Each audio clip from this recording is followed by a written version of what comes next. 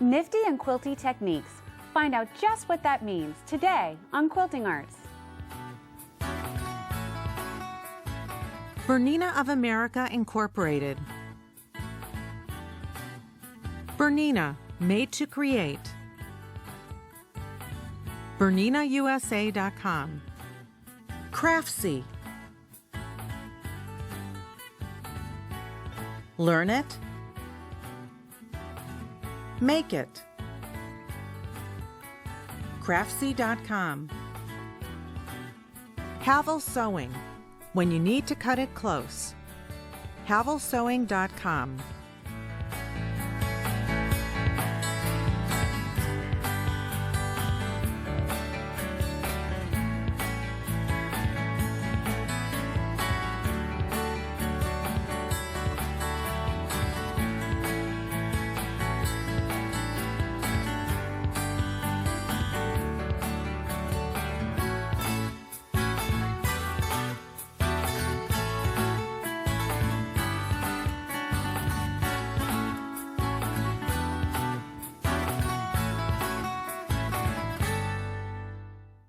Today on Quilting Arts, we promised you some nifty and quilty techniques. Hi, I'm Pokey Bolton, your host, and we couldn't think of a better word than nifty to describe today's projects.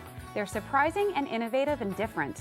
Anne Eddy is up first with corded buttonhole binding. It's a unique and nifty design element. Then, meet designer Deborah Quartermain for quick and easy dyeing techniques for wool and some very adorable owls. Finally, Elizabeth Hartman shows us simple paper foundation piecing. She uses copy paper to neatly piece skinny strips of fabric. Ellen Ann is first.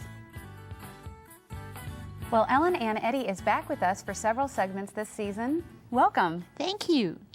And let's talk about what you're going to be doing today. I'm doing a corded buttonhole binding on my quilts. Okay. And looks like a satin stitch. It is a satin stitch. A buttonhole is a satin stitch.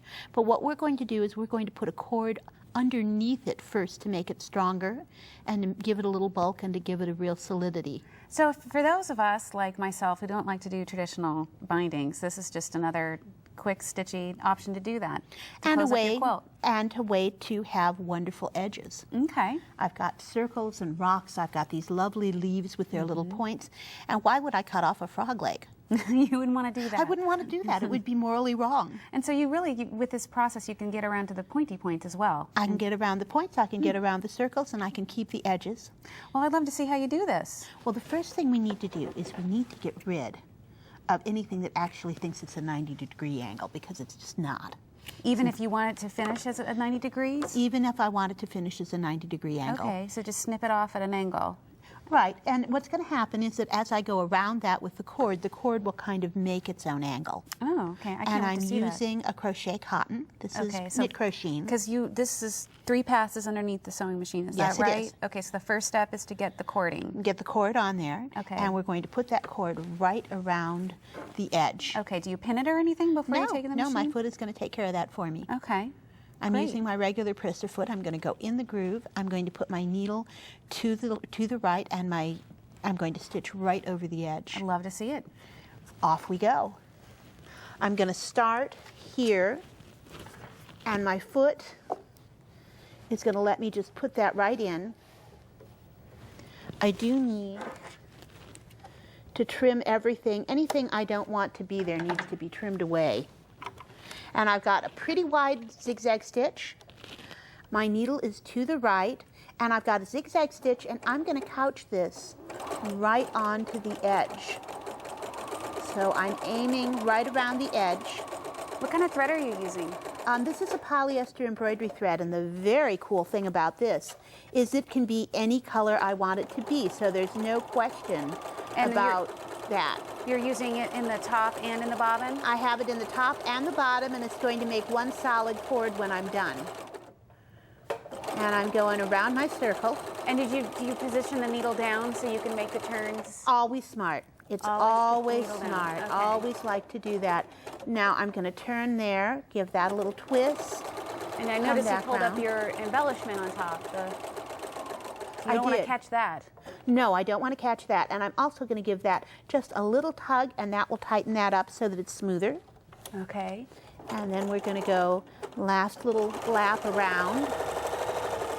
Anywhere I have a little too much waviness, as long as I haven't turned a corner, I can pull it in.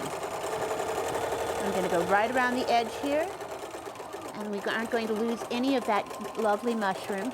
Okay, Ellen, actually, if you could just move that away. There you go. Okay, so there we are, so you can see that better.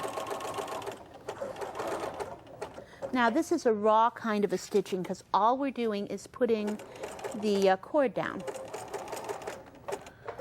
And that's okay. And we have a little bit that got loose, but we can make that happen.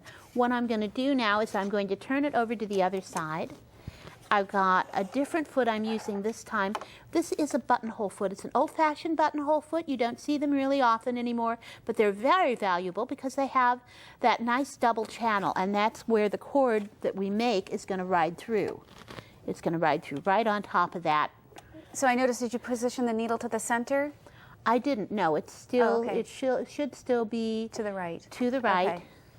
And I'm going to go just as wide as I can go because I really want it to cover it. And I want it also to be really nicely tight as a stitch. So I'm taking my stitch length down to something because that's... you're emulating a satin stitch. I'm doing a satin stitch. And the fact that it's sort of rough now doesn't really matter because I'm going to go over it again and again and again. So, actually not again and again and again, but over it twice usually. I'm going to start here just so I can show you going around the corner. And I noticed that you're working from the back. I am, because what you cover on one side you haven't necessarily covered on the other side. So we're going to make sure, this makes sure that I've covered it. And you can see I'm going much more tightly, and I would really like that to be even tighter if it'll let me. And I'm riding right in that channel. And I know you were worried about what kind of a corner I was going to have, but as you can see, by the time I get to that edge, and I'm going to kind of rock back and forth on that just a little bit. And so that makes it a 90-degree angle? It makes it close to a 90-degree angle, and like many things, close is sometimes better than exact, because exact you have to fight for, and close is functional. And so you would go all the way around on the back? I'm going to go all the way around, and I'm not going to take it there for us because I can show you on the other quilts how that's going to look. The second pass through there is going to be that exact same stitch. And do you do it from the back again? No, I'm going to go from the front this next time. Got it. And that way, if I've got any little fuzzy bits coming out, escaping, I can take care of them. Well, let's take a look at this. And this is still raw, but you can see that my third pass is going to make me a clean, lovely cord. Very nice. Now, I just want to talk about this because this didn't quite catch when you took that turn. So, but it would this time. It would if you'd gone all the way around. Given force and persuasion. Wow. Okay. And so then the second pass is you turn it upside down. The third pass you go is from right the side top. up. Okay. And what it gives you is a lovely cord in any color you want.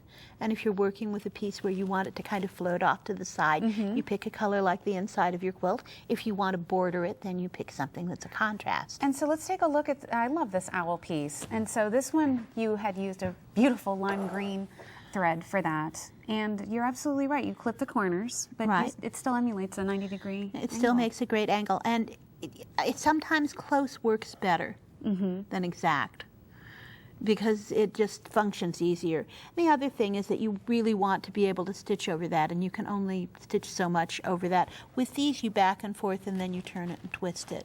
And just since we're talking about finishing quilts, the one last little thing is we all have to do is put labels on our quilts. I once had quilts. I think everyone has had the experience of a quilt that's gone AWOL.